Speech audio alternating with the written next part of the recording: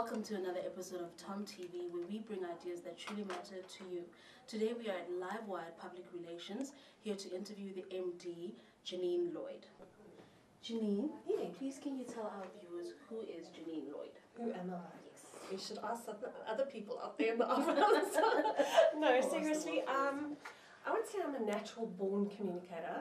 I have, since I was little, really had the gift of listening and the gift of communicating, and I've carried that through into my life. Obviously I'm a mother first, Yes. and partner, so family is very important to me. And I guess I chose this profession because I love it so much. I'm also an entrepreneur and an adventurer. Yes. And can you give us a little bit more information about Livewired PR and your role as the MD? Yes, well, as you know, Livewired is a public relations company that doesn't only span consumer type activities, but also your business and corporate type PR campaigns. My role is a leadership role. So really, I've got to be responsible for the vision of the business, developing a strategy and plan and executing on it. I'm responsible for the partnerships, the business development, how do we grow the business, what markets we go into, and I'm also responsible for energizing the staff and the teams and just really making sure that we are the best at what we do. You've been in this industry for a long while now, Very over long. 22 years. What would you say has remained constant in the industry and changed? What are the changes you've seen and some of the things that have stayed the same? I think the one thing that is critical from a constancy point of view is the professionalism in our industry. And I think the big criticism is that you get your fly-by-nights, you get people who really give the PR industry a bad name. But over my last 23 years and colleagues that I look around and companies that I see, there are those who've really dedicated themselves to professionalism. And those are the ones that have succeeded. They're ethical. They really work on elevating their status and our status within the industry, and I think that's exceptional. I think one thing I will know, I've seen many companies start, individuals start companies, leave PR firms to start their own firms, and they realize it's difficult out there.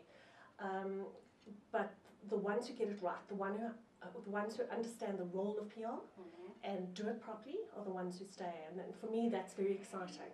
That with everything happening around you, you can have digital media coming, you can have all the shifts in the industry that have taken place really in these last years, but if you remain ethical and you remain dedicated to the practice of professional PR, you'll be around for another 40 years, if you live that long. You just mentioned that you get a lot of fly-by-nights, and I think with that comes a lot of misconceptions about what is PR truly. What would you say PR is and the role of a PR practitioner? I think for me the role has become critically strategic, especially today. And our role has elevated a lot. And we are the brand custodians. We are responsible for managing and protecting the reputation of companies, the brands that they represent, and individuals within that organisation. And I think if you view public relations in that way, you can only be dedicated to making sure that you make a difference, because you know what's at stake. Brand reputation can be lost in a minute. That's true. It takes you 40 years to build it up, or however long you've been around, and seconds to destroy it. And I think that's where we add huge value to industry out there. Well, you've been in the game for a while, like I just said, and how does it feel to be viewed as one of the top 10 most influential people in PR in South Africa? I think that's huge. Look, I actually asked my hubby that question, and he said, "Aren't you honoured?" I said, "I am honoured, but I think I don't do it alone. I know the best practices, I've got the experience, I've been overseas, I've looked at international campaigns, and yes, I do know how to execute best practice campaigns, I do know how to lead people, but it's the team that makes me successful, and my ability to really choose people that in their own right are professionals and are really good at the industry." Yes. So I think for me that's quite critical, and I also think I'm glad that I've contributed to an industry that really deserves more kudos than it actually gets. And so I'm glad to be part of that, because I do believe you should be working to do something that you love and that you're proud of. Yes. And it makes me proud to be part of the industry. Yes, talking about something that you love, what is it about this industry that made you think that's where I want to go? Dynamism. I would say that my first job ever was at Olivetti PR years ago, before the computers were just coming out. I mean, we had typewriters on our desks. And I just loved the energy working in then it's called Public Affairs Department. Yeah. I enjoyed the energy. I like the fact that you have to shift sometimes what you do for different clients, for different markets, for different audiences. So I've really, ever since I was a little newbie at 22, I've really enjoyed the dynamism and the agility of the industry. And I think that's what keeps me on my toes. And even though I wanted to start a coaching career, which I trained for when I was coaching, I couldn't leave this industry because I just really enjoy that every day I know I'm going to learn something new and there's going to be something different. Talking about the coaching, do you still do that? Is this still part of who I do Janine coach, is? yes, definitely, because that's my personal fulfillment. To know that I can help someone to achieve what they want in their life, the goals they want. To know that my staff are flourishing because I'm able to give them a perspective that a coach gives. For me, it warms my soul and it keeps me going. So I have to still coach. I like coaching at a leadership level, so helping people to really come up from a management and leadership perspective, to be respected and to get the credibility that they deserve.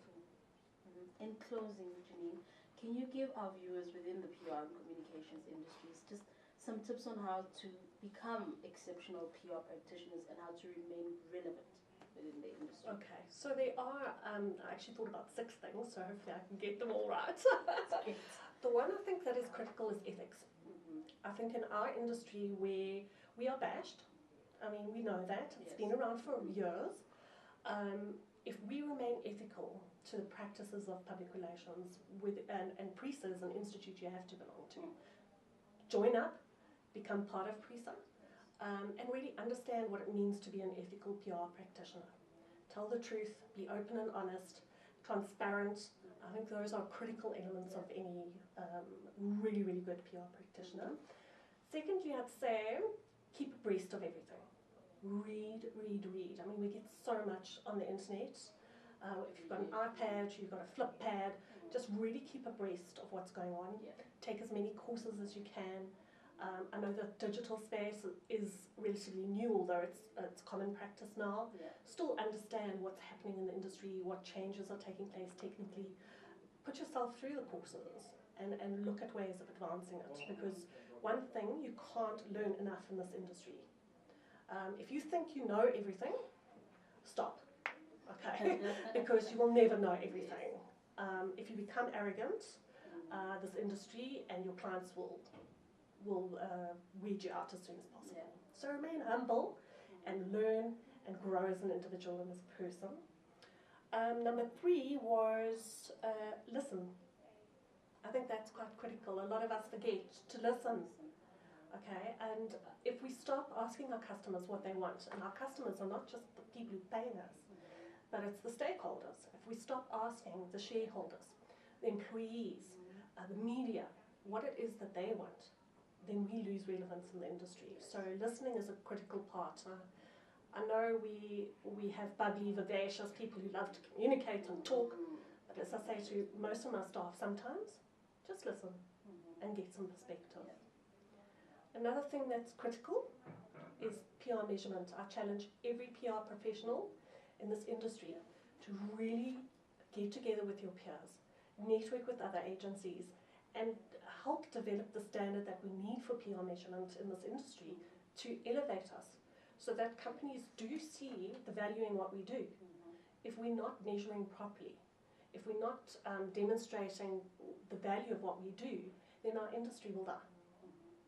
Just to interject, do you find companies that don't see the measure of what it is that we're doing in PR? You often get it. I mean, in my many years, you take a lot of convincing. But you know, if you really align what you're doing to the business and you make an impact to the business, your most skeptical CEOs will become huge flagships for you. They'll Yeah. actually even push your company because now they've understood the practice of PR. It's up to us. Yeah. It's not up to our clients. They're business people. They don't necessarily understand public relations. It's up to us to elevate the standard of the industry, the standard of measurement, and fight for ourselves because we are hugely professional to this industry. We add huge value, and I don't think we can't sit back and allow other people to define us. We have to define ourselves. Was that all your 6 points? Oh, was that 6? I don't know. Standard. Oh, okay, this one was quite good. Which was, I think if I can say to any PR practitioner, resist the impulse to define public relations as publicity. Because public relations is not just publicity, and I think there is a misconception, and it's still out there. I get briefs all the time asking for a public relations brief, and it's purely aligned to publicity. It doesn't look at all the other elements of communications and the other tactics that can be employed to reach your objectives. So resist the impulse to only define yourselves as a publicity agency. And that's it from me. And that's it from you. Well, in closing, we'd like to say thank you very much, Janine, for giving us this opportunity. Wish you the best in all your projects going forward. Thank you very much. Thank you. Thank you. I look forward to seeing it. Yes.